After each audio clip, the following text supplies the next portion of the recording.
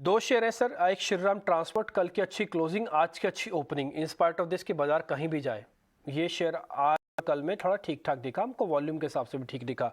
और दूसरा शेयर है पॉलीकैब।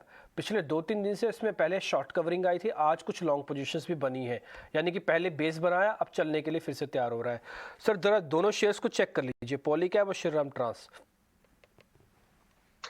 जी देखिए, यहाँ पर क्लियरली श्रीराम ट्रांसपोर्ट फाइनेंस का जो स्ट्रक्चर है वो ज्यादा रोबस्ट दिखाई देता है। देखिए पॉलीकैब में अगर हम कंपेयर करेंगे तो एक बाउंस बैक जैसा अमाउंट दिखाई देता है, लेकिन श्रीराम ट्रांसपोर्ट फाइनेंस लगातार अपने 50 दिन के मूविंग एवरेज के पास ट्रेड कर रहा था और कल के सेशन में डिसाइसिवली ये एवरेज इसने निकाला है। अब देखिए इसका जो 200 दिन का मूविंग एवरेज है 1220 का है। मेरे ख्याल से 1220 तक के लिए एक इमीडिएट टारगेट यहाँ पर बनेगा श्रीराम ट्रांसपोर्ट फाइनेंस में। 1220 अगर निकलता है तो पोजिशनली मुझे लगता है कि यहाँ पर एक बड़ी ट्रेजेक्टरी चेंज होती हुई दिखेगी इस स्टॉक के अंदर। जो स्टॉक का जो एक तरह से पूरा सेटअप है, इनफैक्ट ये स्टॉक तकरीबन मार्च महीने से एक तरह से एक ट्रायंगल बनाकर कंसोलिडेट कर रहा है, जहाँ पर बेस जो है इसके लगातार शिफ्ट हो रहे हैं। इसने मार्च महीने में तकरीबन 1000 रुपए के आसपास बेस बनाया था, मई महीने में तकरीबन 1050 के आसपास बेस बनाया था, और अब जून में मेरे हिसाब से 1100 का एक बहुत ही स्ट्रॉन्ग बेस है। तो इसका 1150 का है, 1150 के स्टॉप लॉस से खरीदारी कर सकते हैं इसमें। मेरे हिसाब से आपको ऊपर में 1220 का पहला टारगेट, 1220 अगर क्रॉस होता है तो 1280 तक का एक एक्स्ट्राऑर्डिनरी मूव देखने को मिल सकता है। अब देखिए ब्रॉडली मार्केट को भी थोड़ा सपोर्ट करना होगा। अगर निफ्टी ब्रेकडाउन मोड में रहेगा तो शायद उतना जबरदस्त ना चले, शायद 1220 तक जाके फिजल आउट हो जाए। लेकिन अगर ब्रॉडर मार्केट सपोर्टिव रहा तो मेरे हिसाब से 1280 का एक पोजिशनल टारगेट आपको श्रीराम ट्रांसपोर्ट फाइनेंस में देखने को मिल सकता है। 1150 के स्टॉप लॉस से बाय करने की राय रही। 1150 का आपका स्टॉप लॉस है, बाय कर सकते हैं, तो आपको नए टारगेट्स मिलेंगे जो कि 1280 तक भी चला जाएगा शेयर। चार्ट आपकी स्क्रीन पर आ जाएंगे, श्रीराम ट्रांसपोर्ट का चार्ट आपकी स्क्रीन पर लेके आते हैं। आवरली बेसिस का चार्ट है, आप इसमें दो चीज़ें बड़ी आराम से और गहनता से देखिएगा। पहला पॉइंट, इसके अंदर हमने दो अपराइजिंग चैनल्स को क्रिएट किया है। आप देख पा रहे होंगे, ये पहले वाला हिस्सा है और ये दूसरे वाला हिस्सा है। दोनों हिस्सों में एक अच्छी चीज़ ये है कि अपने इसने जो बॉटम है उसको डिस्टर्ब नहीं किया। पहले वाला बॉटम बहुत नीचे था, लेकिन दूसरे वाला बॉटम एट पार बने और ये बढ़ते हुए क्रम में है, यानी कि दोनों बार ये बढ़ते हुए क्रम में है। एक और आप अच्छी चीज़ इसमें नोट करेंगे, वो ये करेंगे कि एवरेजेस को भी इसने डिस्टर्ब नहीं किया। ये जो आप पिंक कलर की लाइन और स्काई ब्लू कलर की लाइन देख पा रहे हैं, ये इसकी एवरेजेस से डिस्टर्ब नहीं है, इसके बकायदा ऊपर ही आके ट्रेड कर रहा है। तो दो पॉजिटिव पॉइंट्स है। पहला, इसके जो लोज हैं वो हायर लोज हैं। दूसरा, इसके अंदर एवरेजेस अच्छे से मेंटेन है, इसलिए टारगेट जो आपको मिल रहे हैं 1220 1280 का, ये आप इसके लेके चल सकते हैं। पॉलीकैब में थोड़ा सा सडन फॉल स्पीड से आया था, उसकी रिकवरी मोड में है, इसलिए राहुल का ये कहना है कि इसको छोड़ देते हैं। लॉन्ग बिल्डअप में से श्रीराम ट्रांसपोर्ट को चुन लेते हैं। आपकी स्क्रीन पर आवरली चार्ट और साथ ही इसके अंदर मोमेंटम है। एक और चीज़ जो मेरे को दिख रही है वो है अच्छा वॉल्यूम। पिछले 2 दिन में वॉल्यूम में भी थोड़ा इजाफा हुआ है। ठीक है, आगे बढ़ते हैं। अब आ जाते हैं कुछ एक ऐसे शेयर्स जहाँ पे आज शॉर्टिंग हुई है, यानी कि फ्रेश शॉर्ट्स, वो देखते हैं।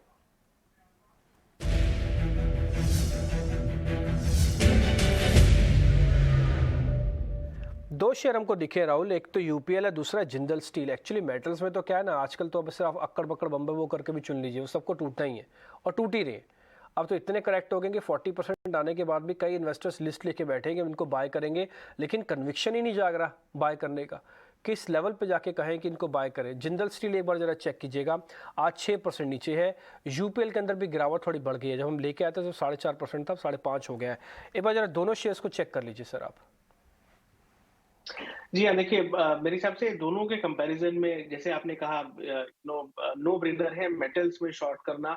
देखिए इसका एक टेक्निकल रीजन भी है कि फ्राइडे को जिंदल स्टील एंड पावर में एक डेथ क्रॉसओवर हुआ है। डेथ क्रॉसओवर टेक्निकल भाषा में जब 50 दिन की मूविंग एवरेज ऊपर से 200 दिन की मूविंग एवरेज को काटती है, तब ये एवरेज को तब ये क्रॉसओवर को डेथ क्रॉसओवर बोला जाता है, और जनरली पोजिशनली ये स्ट्रक्चर को काफी बिगाड़ देता है। तो मेरे हिसाब से यहाँ पर 6% डाउन है, मे बी इस लेवल पे ना करे, तकरीबन एक इंट्राडे कुछ बाउंस मिलता है आपको 312 315 तक, तो वहां पर शॉर्ट करे।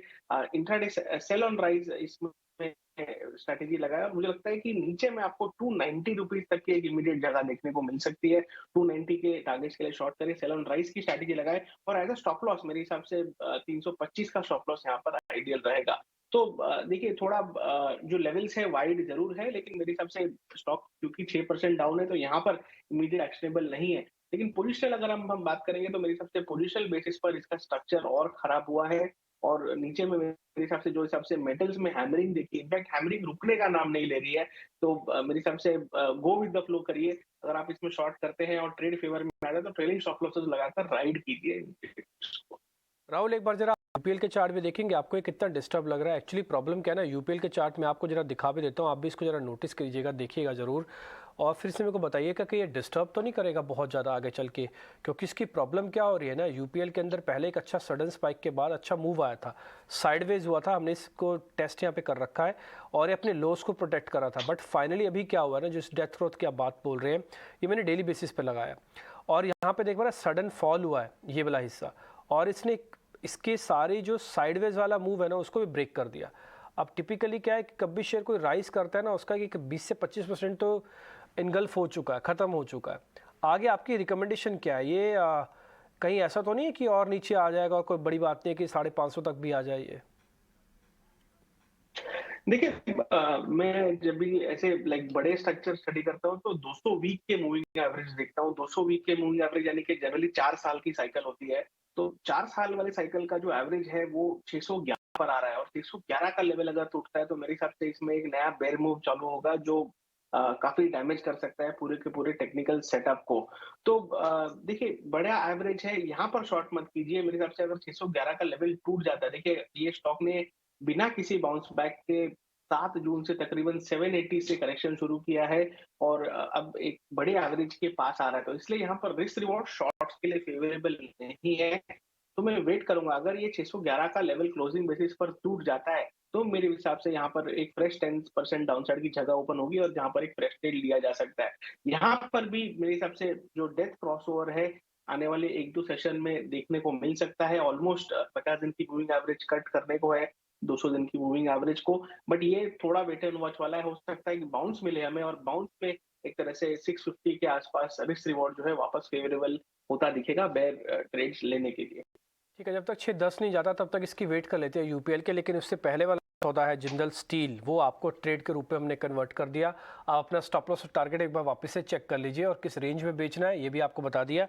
कम से कम 312-315 की रेंज में बेचना है, अभी चल रहा है 307, तो कोशिश करें 7-8 रुपये अगर ऊपर आ जाता है तो आपका रिस्क रिवॉर्ड ज़्यादा अच्छा हो जाएगा। और आप ये सारे लेवल्स को नोट करके रखें, स्टॉप लॉस को भी और टारगेट को भी। टारगेट आने पर तुरंत मीट करना है क्योंकि ओवर सोल्ड हुए पड़े हैं, ये बात भी आपको ध्यान रखनी होगी। दूसरी बात यह है कि आपको स्टॉप लॉस इसलिए ध्यान रखना है क्योंकि अगर कट गया तो फिर इसमें शॉर्ट कवरिंग फास्ट आएगी। तो जब तक ट्रेंड चल रहा है तब तक आप इसके फ्रेंड रहिए, लेकिन जैसे ट्रेंड रिवर्सल होगा आपको सौदे से बाहर भी आना होगा। तो इसलिए stop loss, target, entry level, exit level सब कुछ याद होना चाहिए। इसलिए हम समय देके ज़्यादा से कम शेयर ज़्यादा से ज़्यादा समय देके आपके सामने रखते हैं ताकि आप जो भी ट्रेड करें वो बेहतर तरीके से कर पाए। आगे बढ़ते हैं, अब आ जाते हैं हम उस कैटेगरी के अंदर जहाँ पे अनवाइंडिंग के शेयर्स आपको दिखेंगे। तो एल्केम लैब कल भी टूटा था, आज भी टूट रहा है।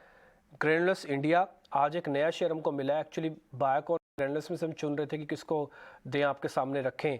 तो राहुल जरा चेक कर लीजिएगा, एक तो ग्रेनुलस इंडिया और दूसरा एल्केम लैब, ये कल भी टूटा था, आज भी 2% नीचे है।